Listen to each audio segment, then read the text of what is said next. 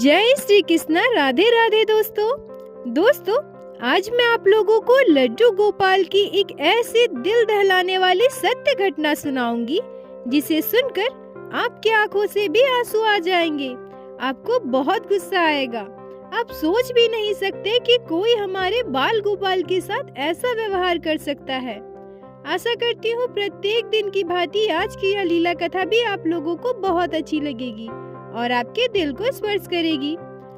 आज की यह लीला कथा हमारे साथ शेयर की है पश्चिम बंगाल के हल्दिया में रहने वाली गीतांजलि घोष ने। गीतांजलि जी हमसे कहती हैं कि मेरी शादी को 13 साल हो गए हैं और मुझे एक पुत्री संतान है। शादी से पहले जब मैं अपने मायके में थी तो मेरे मायके में मेरी मम्मी लड्डू गोपाल की सेवा किया करती थी। मुझे भी बचपन से ही लड्डू गोपाल से बहुत ही लगाव था और मैं भी अपने मम्मी के साथ लड्डू गोपाल की सेवा किया करती थी। जब मेरी शादी तय हुई और मुझे पता चला कि मेरे ससुराल में भी लड्डू गोपाल की सेवा होती है तो यह सुनकर मैं बहुत खुश हो गई। और शादी के बाद जब मैं अपने ससुराल आई तो यहाँ पर भी मैं लड्डू गोपाल की सेवा करने लगी। मेरे शादी के 2 साल के बाद मुझे यह सौभाग्य मिला कि मैं अपने पूरे परिवार के साथ वृंदावन धाम जाऊं। मेरे ससुराल में पहले से ही एक छोटे से 4 नंबर के बाल गोपाल थे।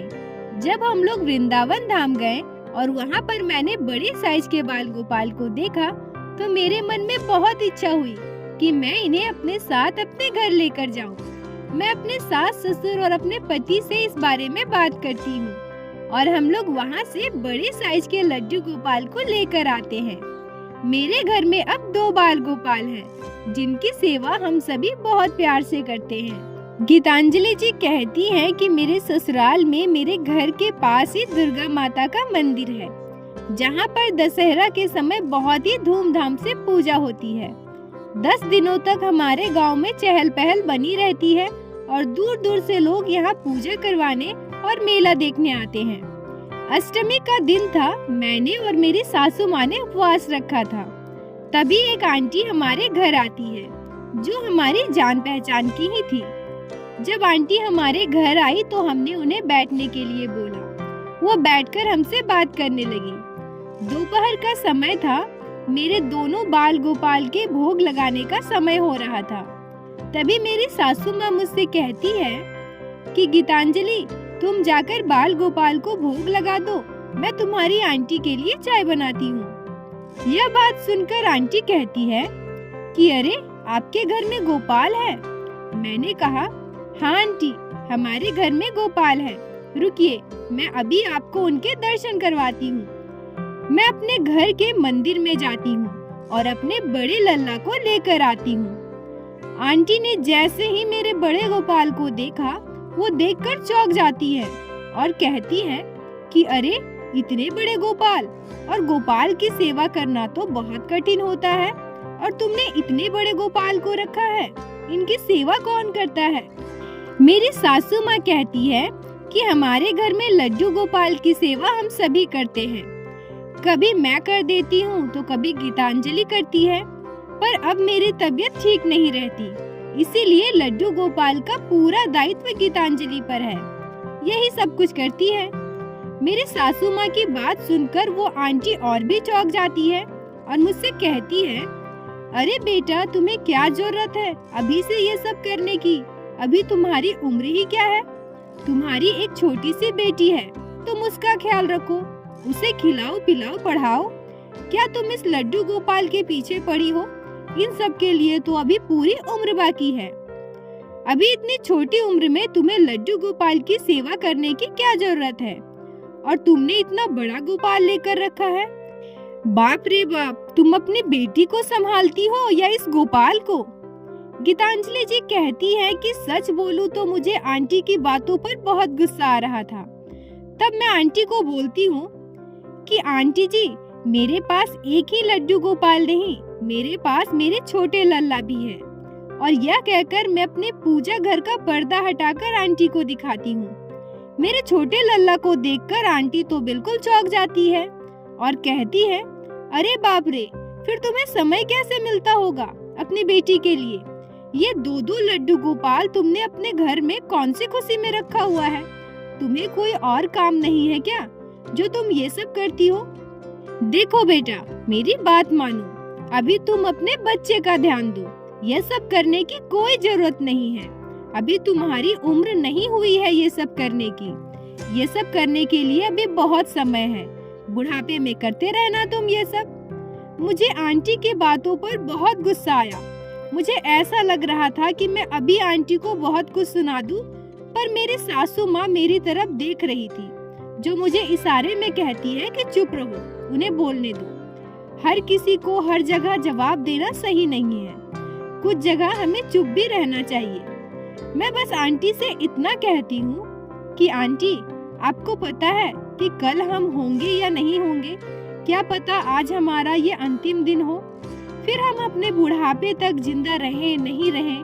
और लड्डू गोपाल की सेवा करने का मतलब ये नहीं है कि मैं बाकी की चीजें नहीं करती हूँ। ये दोनों मेरे पुत्र हैं और मेरी एक बेटी है। ये तीनों मेरे संतान हैं और माँ के लिए कभी उनकी संतान बोझ नहीं होती। तभी आंटी मेरी बातों को सुनकर थोड़ा गुस्सा जाती है और मुंह बनाकर बोलती है कि छोड़ो, तुम्हें जो करना है करो। हमें तो छुटकारा मिल गया इस गोपाल से। अब हमारे पास इतना समय तो है नहीं जो हम लड्डू गोपाल के पीछे पड़े रहेंगे। आंटी की यह बात सुनकर मैं थोड़ा चौंक जाती हूँ और मैं उनसे कहती हूँ कि आपको छुटकारा मिल गया मतलब? उस समय आंटी जो बताती है उसे सुनकर मेरे पैरों की तले की जमीन खिसक जाती है। ऐसा लगता है जैसे मेरे पैरों का खून मेरे सर पे चढ़ गया हो। आंटी हमसे कहती है कि हमारे घर भी लड्डू गोपाल थे। शादी के बाद जब मैं ससुराल आई तो मेरी सासू माँ ने तो मुझे कुछ भी नहीं दिया, बस एक मूर्ति थमा दी लड्डू गोपाल की और कहने लगी कि ये लो, अब तुम लड्डू गोपाल की सेवा करो। मेरे सासू माँ लड्डू गोपाल की सेवा बहुत ही प्यार से करती थी। मेरे हस्बैंड तो बाहर जॉब करते थे। जब मैं अपने हस्बैंड के साथ बाहर रहने जाने लगी तब मेरी सासू माँ कहती है कि ये लो लड्डू गोपाल, इन्हें तुम अपने साथ लेकर जाओ और अब से लड्डू गोपाल की सेवा तुम ही करना। यह बोलकर मुझे लड्डू गोपाल दे देती है। अब तुम ही बताओ गीतांजलि, क्या मुझे कोई और काम नहीं है जो मैं इस मूर्ति के पीछे अपना समय बर्बाद करूं? मैं अपनी सासू माँ के मुंह पर तो कुछ नहीं बोल पाई, पर मुझे बहुत गुस्सा आ रहा था। अरे, देने के लिए तो बहुत सारी चीजें हैं, आपने तो मुझे कुछ नहीं दिया, बस ये झमेला मुझे दे दिया। ये क्यों मुझे थमा रही है? मैं क्या करती? मुझे लड्डू गोपाल को अपने साथ लेकर जाना पड़ा। लड्डू गोपाल को तो मैं ले गई, पर उनकी सेवा नहीं करती थी। बस जैसे सुबह शाम घर में धूप बत्ती करते हैं उसी तरह से कर देती थी। इससे ज्यादा मुझसे ना कभी हुआ और ना ही कभी होगा। झूठ मूठ की नौटंकी दिखावा मुझसे तो नहीं होता। ये सब मेरी सासू माँ पर ही सूट करता है, वही करती थी। मैंने कभी नहीं किया, ना ही मुझे कोई इंटरेस्ट है। अब जिसके पास काम नहीं होता है वो दिन भर मूर्ति को लेकर बैठा रहता है। मुझे तो घर के और भी काम होते थे, अब मैं वो करती या लड्डू गोपाल करती? गीतांजलि जी कहती है कि आंटी के मुंह से ये सारी बातें सुनकर मुझे बहुत दुख हो रहा था और साथ ही बहुत गुस्सा भी आ रहा था कि कोई हमारे बाल गोपाल के साथ ऐसा कैसे कर सकता है, कोई हमारे बाल गोपाल के लिए ऐसा कैसे बोल सकता है। उनके हिसाब से जो लोग लड्डू गोपाल की सेवा करते हैं वो दिखावा करते हैं, ढोंग करते हैं, उनके पास और कोई काम नहीं होता। ये सारी बातें सुनकर मुझे बहुत दुख हो रहा था। तभी मैं आंटी से कहती हूँ कि आंटी, ऐसा बिल्कुल नहीं है, लड्डू गोपाल की सेवा करना दिखावा ढोंग बिल्कुल भी नहीं होता। आंटी मुझसे कहती है कि बस चुप करो, मुझे ज्ञान मत दो। मेरी सासू माँ बीच बीच में एक दो बार हमारे घर आई थी और मुझसे कहती है कि बहू, तुम लड्डू गोपाल की सेवा ठीक से नहीं करती हो क्या? कितने दिनों से लग रहा है तुमने स्नान नहीं करवाया है। देखो लड्डू गोपाल कैसे गंदे हो गए हैं। यह बोलकर मेरी सासू माँ लड्डू गोपाल को खूब अच्छे से स्नान करवाती है, उन्हें अच्छे पोशाक पहनाती है, उनका श्रृंगार करती है और उन्हें भोग लगाती है। अब तुम ही बताओ गीतांजलि, अगर उन्हें लड्डू गोपाल से इतना ही लगाव है, इतना ही प्यार है, तो मुझे देने की क्या जरूरत थी?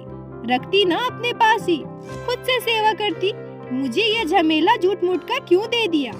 अब उन्हें मैं क्या बताऊं कि मैंने लड्डू गोपाल को जिस दिन से लाया है उस दिन से स्नान ही नहीं करवाया, ना ही उनकी 4 पहर की कभी सेवा की है।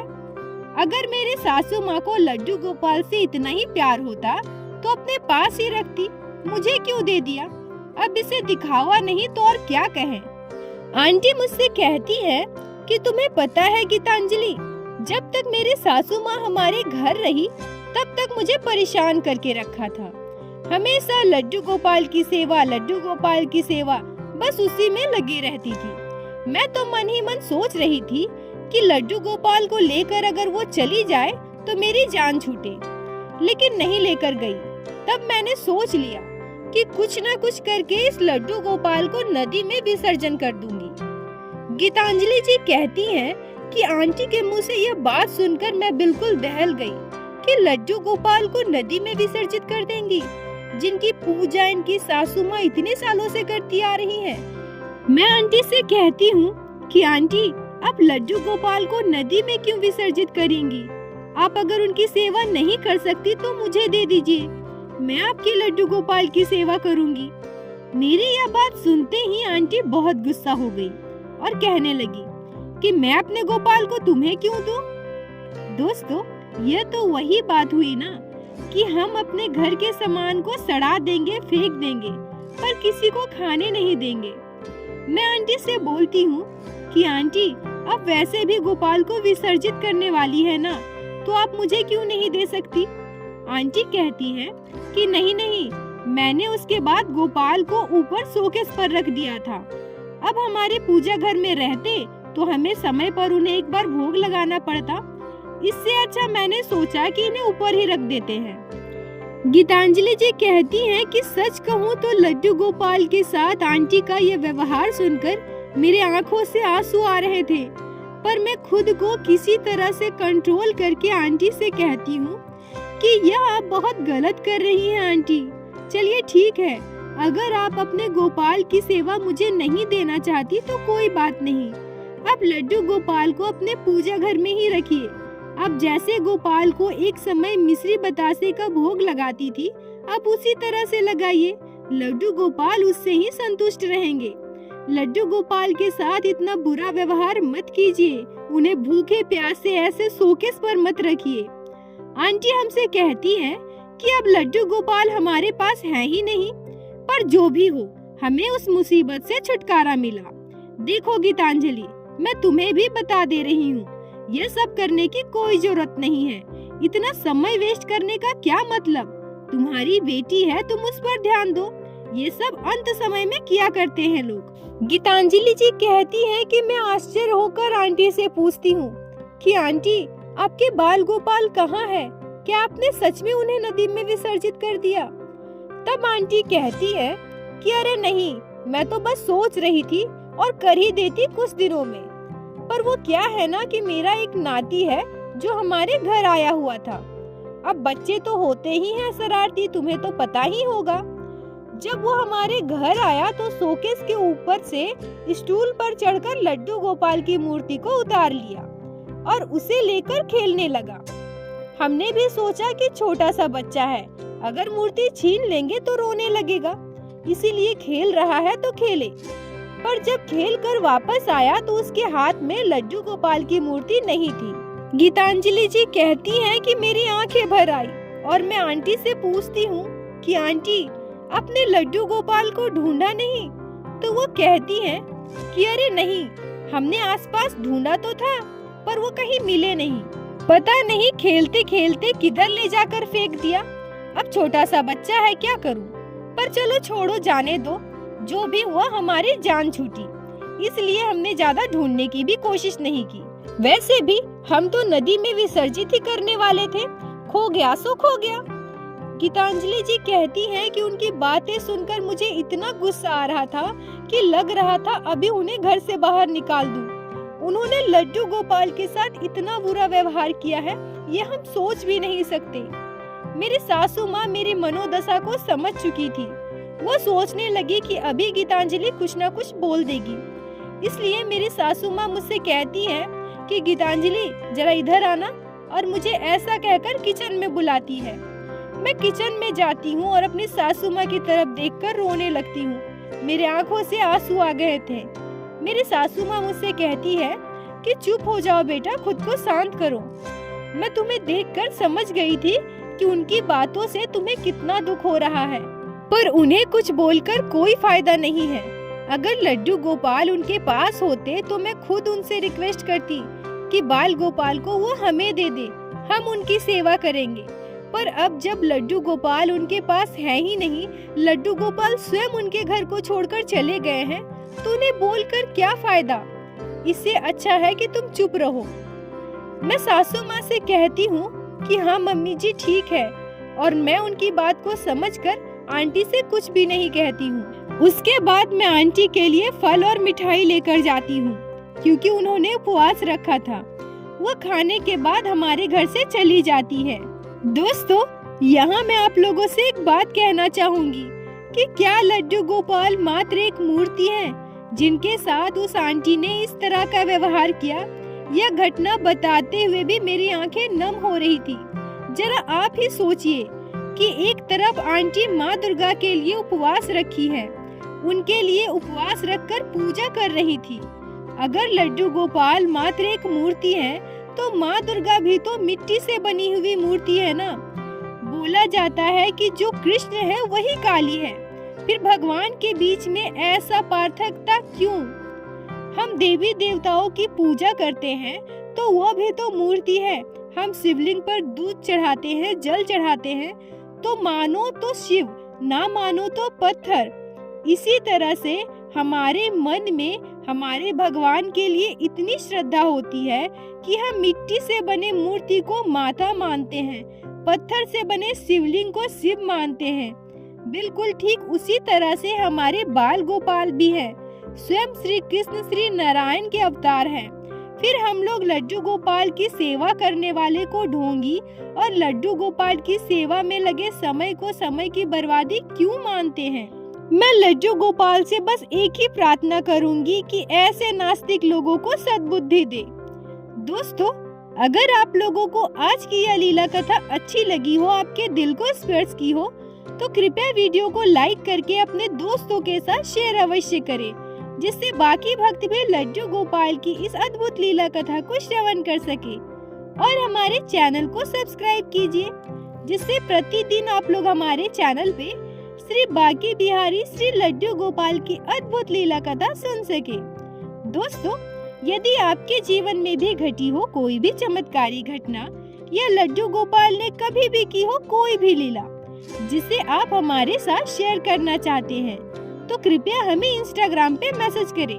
हम आपसे कांटेक्ट करेंगे और आपके उस लीला कथा को हमारे चैनल पे बाकी सारे भक्तों के साथ शेयर अवश्य करेंगे।